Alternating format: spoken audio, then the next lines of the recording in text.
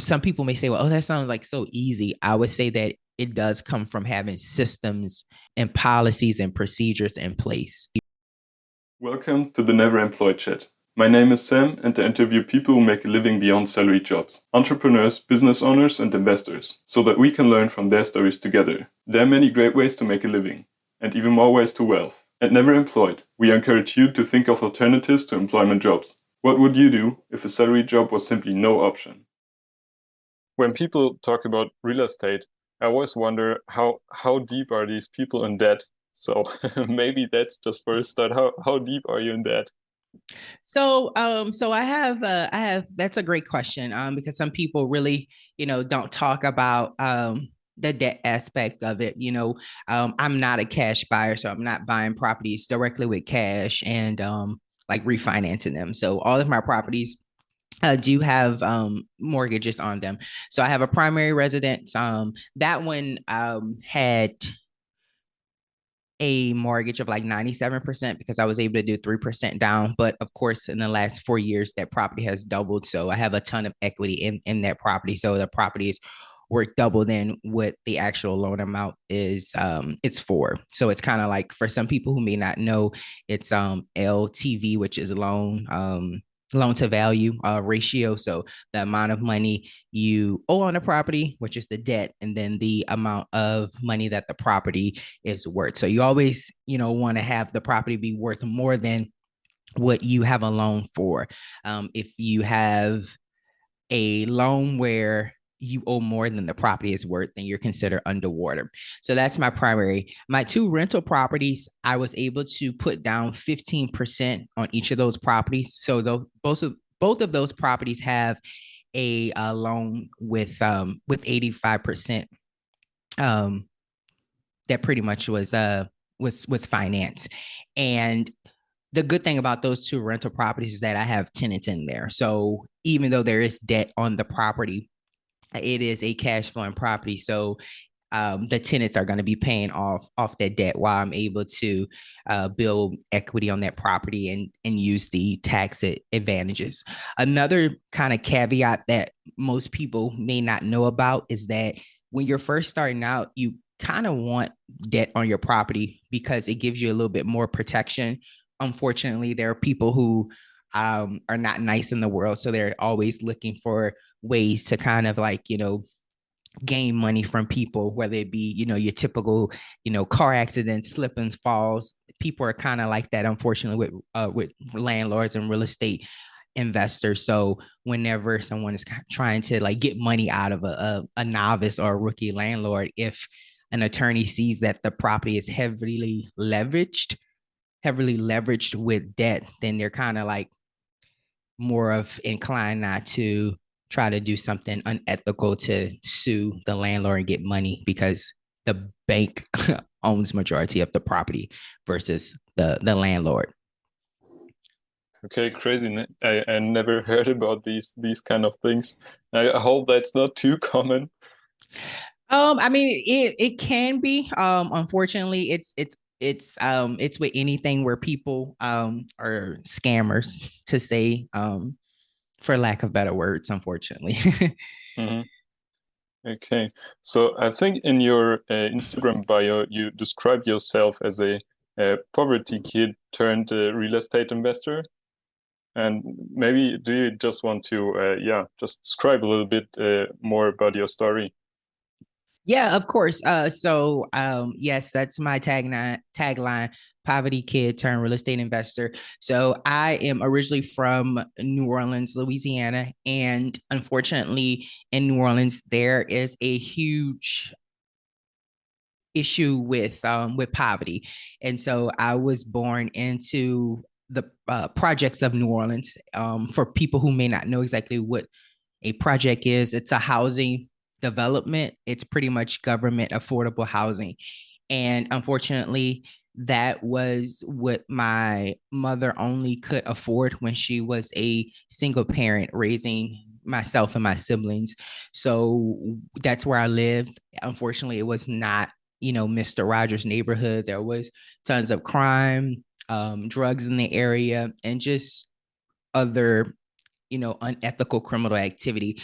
So that's where I grew up. And I always had this love for real estate investing because for me, I liked single family houses. I loved suburbs whenever I would visit friends who lived in nice environments. And of course, just because a person lives in the suburbs, that doesn't mean that it's a perfect area. It doesn't mean that there is not any crime and drugs and other criminal activities. But it was not as visible, I would say, when you're living in low income housing like the projects.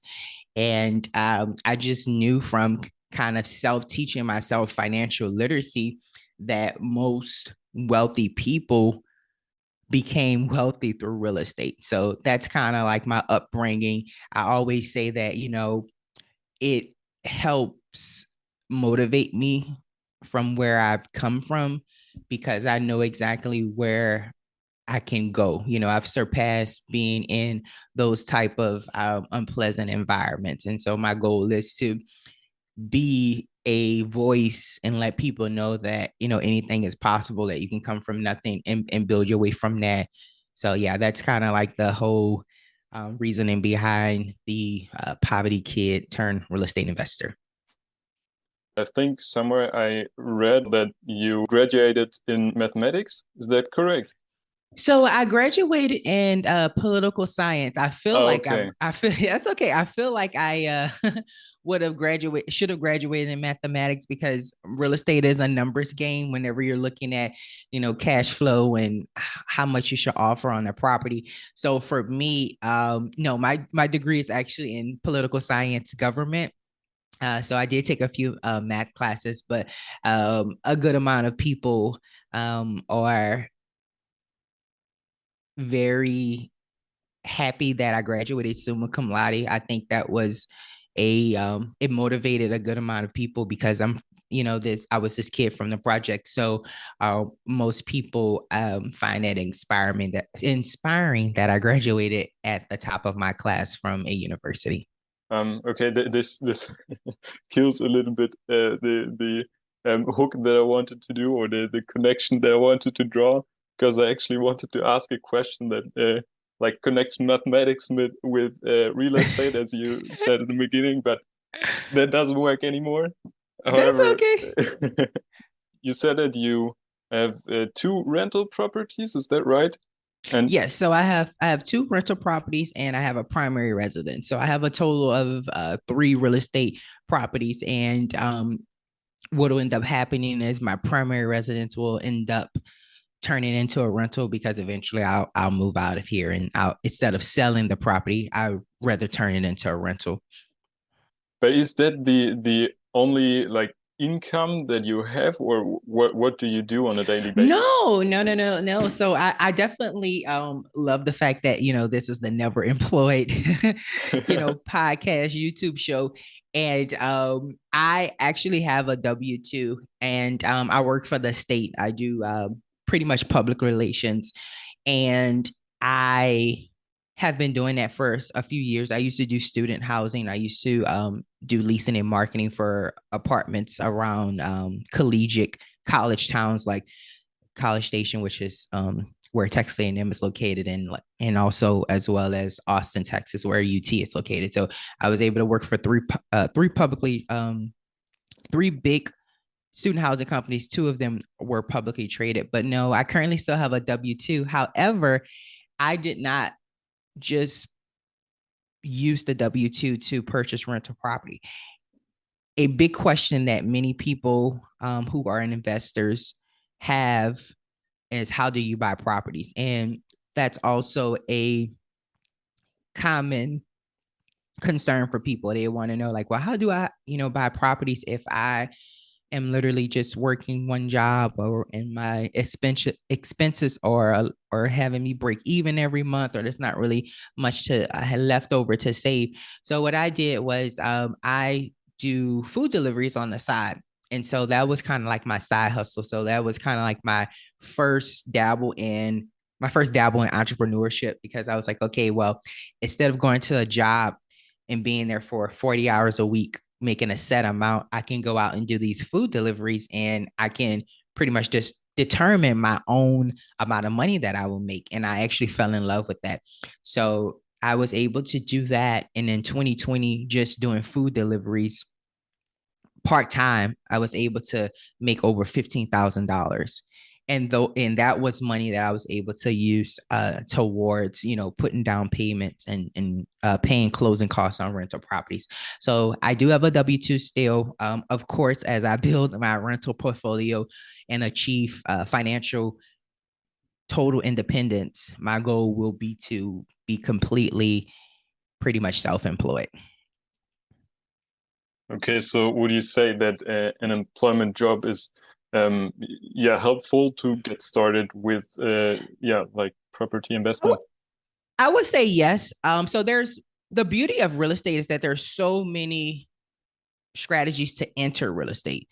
There are some people who have never worked a W-2 job and they have a pretty large rental portfolio. You just have to determine, how you're going to do it and make sure that your risk tolerance level is of what you feel comfortable with. So, there are methods to do, like, no money down and stuff of that nature. And, if someone's level of risk tolerance is okay with that, that's fine. But if you talk to many people, whether it be like loan officers or realtors, which I'm neither one, but if you kind of talk with them about what's the easiest way to be underwritten by a lender, if you're, and this is if you're going through a traditional bank, this is not if you're doing like seller financing or any owner finance or anything like that. This is if you're literally going to a lending institution, whether it be a credit union, a bank, mortgage broker, whatsoever. They have underwriters, and the easiest way to be underwritten is normally with the W-2 income.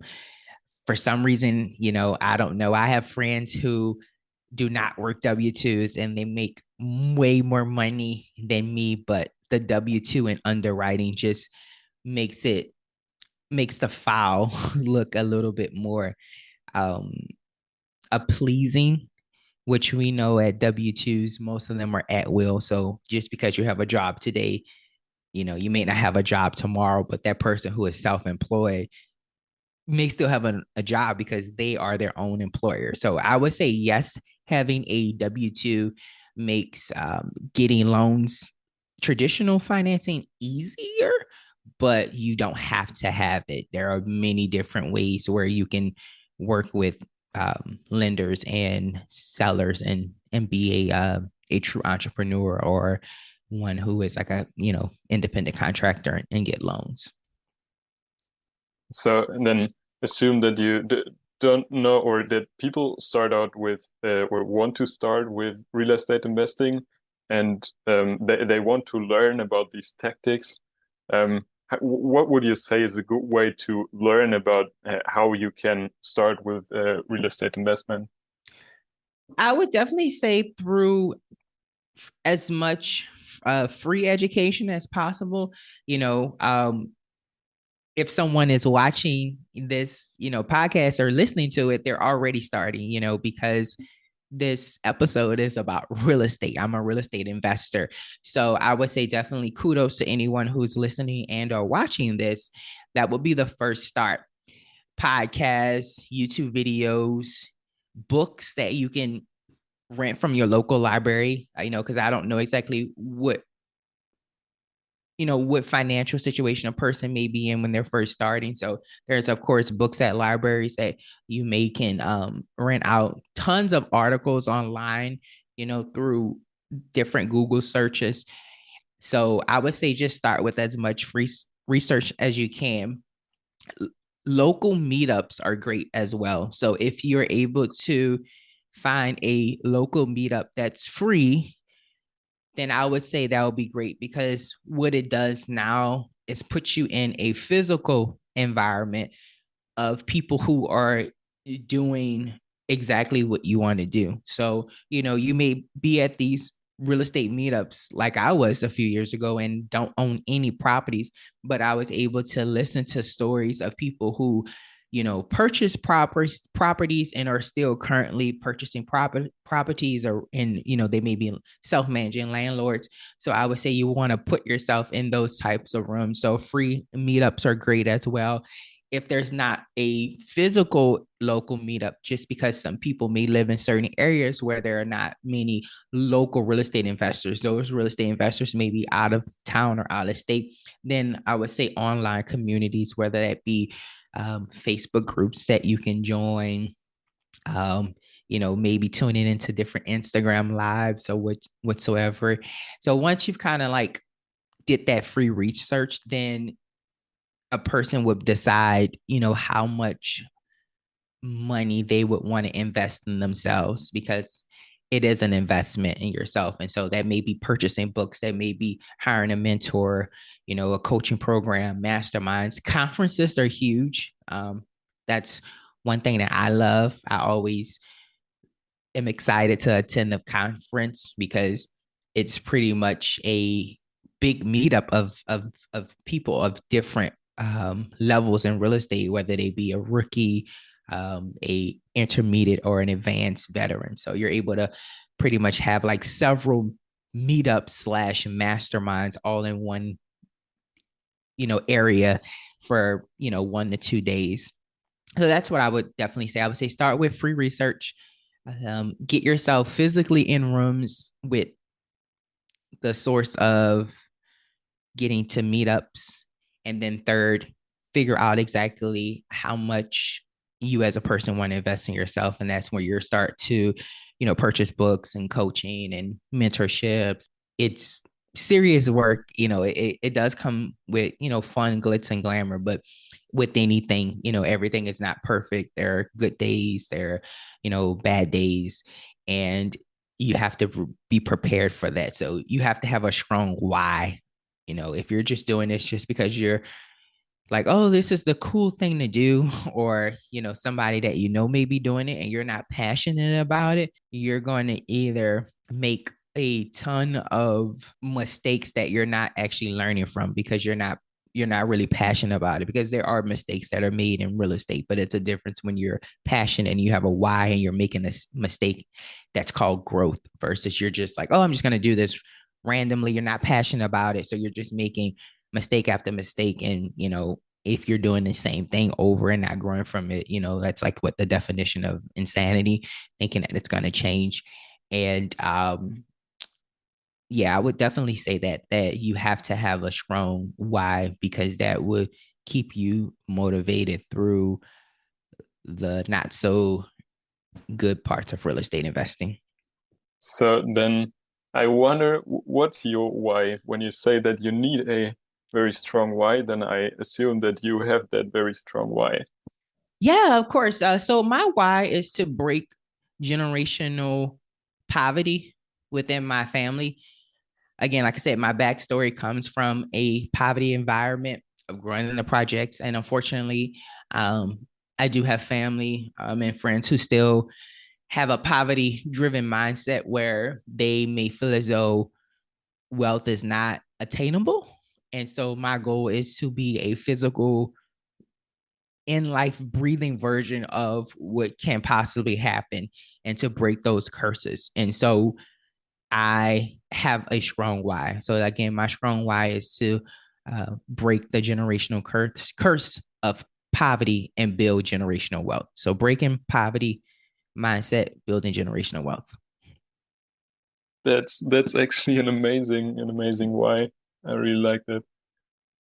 And you, before you mentioned these local meetups or in general meetups to get started, and as far as I know, as I see, you're super connected with people, and you're engaging a lot with many people on social media. Is that yeah, like just part of your real estate investment, or how did you get there to communicate with so many people in real estate? Yeah, of course. So I always tell people that you definitely want to be a part of a community. And so going back to, if you can't physically be in a room, then online is the next best thing. Unfortunately, people say that social media is bad, anything is bad, too much TV is bad, but books can be bad. So I always say, you take that with a grain of salt, because of social media. That is why I am being interviewed by you today. So I would say yes, having a strong urge to engage with people can definitely open you up to many amazing opportunities. And so on social media, what I do is I interact with several accounts that I feel as though add value to me, and I try to add value to them. And so I don't look for, oh, well, I'm only going to engage with these accounts because they have so many followers. I could really care less. I mean, some people unfortunately buy followers, so I could care less about that. I find, oh, this is a social media account, that is adding value to me. How can I add value to them? And so with that, I engage. That's the way that you add value. It may be, commenting on a post, it may be sharing the post, it may just be giving the person a shout out. And so I would say engagement on social media has been a huge part of my success thus far, because it has opened up amazing, unbelievable opportunities this year, in 2022, to say that I'm a, novice rookie investor. And, I don't have a ton of followers yet. Of course, everyone wants to grow their platform because I want to reach as many people, but, people recognize that I am appreciative of the value that they provide, and I am paying it forward by providing that value back to them in some type of way. Yeah, I think you definitely do that. And you're actually so much engaged online on social media that I already wondered if you have a team who's doing that for you, because you already told me when we scheduled this interview that I should schedule it with your team. Then I wondered, okay, is there a team who's also responsible for the social media? So not for the engagement. I do have a person that helps with my scheduling of podcasts, but no, there's no team behind the phone, because that's what I'm mostly on doing my engagement. So yeah, it's just me. It's me, that's doing the liking, the sharing, the commenting, the tagging. It's all me as of right now. Like, I don't know if I'll have to, get somebody to help push out content for me, but I wouldn't really want anyone to be behind my engagement because it's authentically me. That's cool. So, but this actually says that you value your time so much that you, yeah, like outsource certain tasks to another person to focus on, yeah, other parts of your work actually. And I wonder, what's the path from like, yeah, before property investment to your first property to having another person who takes care of, yeah, like daily tasks. So I'm pretty much active with my real estate investing. I self manage my property, so I'm the one that's communicating with my tenants. Whenever a property is vacant, I'm the one that's doing the leasing. So I'm the one that's putting the property listed online for rent, and I'm the one that's screening tenants, well, screening prospects, and then those prospects, you know, get toured, and then they become applicants, and from applicants they become you know um, leaseholders, tenants. So that's all me at this time. I just have someone that's just helping with scheduling, like my podcast, or any pretty much press. But other than that, everything is me.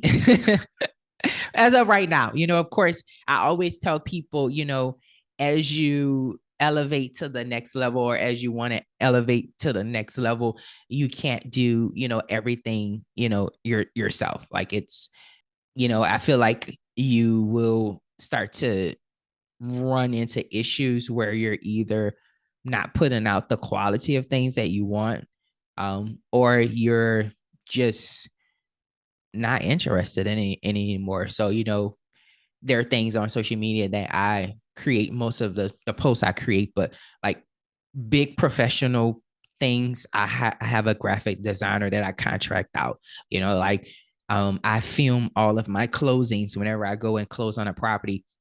I have a videographer that's a contractor that comes out and films their certain things. So I would say it's pretty much me doing everything, but I'm very appreciative of the person that schedules my podcast. And then yeah, as I elevate, of course, there will definitely be a team behind, Lawrence Briggs, the brand, I would say. So then what are the actual like daily or weekly or whatever like regular tasks which yeah which you're doing? Okay. So I kind of like have two separate tasks because I have Lawrence Briggs, the brand, that's, me being, for lack of better words, a personality. So that's my presence on social media. So, my daily tasks, I always try to engage, usually 5 days a week, depending on what I'm doing, because I definitely want to enjoy life. So I don't live on social media, but I definitely try to engage every day. I send out posts, depending on what's going on. I may be a little bit more active on one social media platform than the other when it comes to posting, but I always try to engage. And then as far as the Lawrence Briggs, coming from the personality, the brand, each week I kind of like look at my goals to see what I want to accomplish, whether that be how many podcasts I want to be on, or what type of events I want to attend. So that, as Lawrence Briggs, the brand is very fluid. Now, Lawrence Briggs, the real estate investor who is self managing his properties, once I have a tenant in place, the process is really streamlined. So I would say whenever a property is vacant, that's when I'm a more active real estate investor who self manages, because I have to post the listing online, and then I will respond to every single person who is interested. And then from there, I would do a email screening, a phone screening with the person, and then they would move forward to a traditional in-person tour of the property. If they're not available to tour in person, then I'm able to do like a live video with the person. If they're not able to do that, then I'll do a pre-recorded video of the property. And then, I'm interacting with them, for their application, and then getting them leased. But once they're leased, I pretty much have a property management software that I work with, and everything is pretty much streamlined there. So the prospect can apply through that site, and then once the prospect applies, um, I can approve his or her application, and then he or she becomes a leaseholder. They can sign the lease electronically, and any communication they need to do with me, they're able to do that through that app, as well as I have a Google Voice business account phone number, so they can call or text that. So once they're in place, I'm really more is really more passive. It's just really kind of just answering to any maintenance requests that a tenant may have, and collecting the rent. And some people may say, well, oh, that sounds like so easy. I would say that it does come from having systems and policies and procedures in place.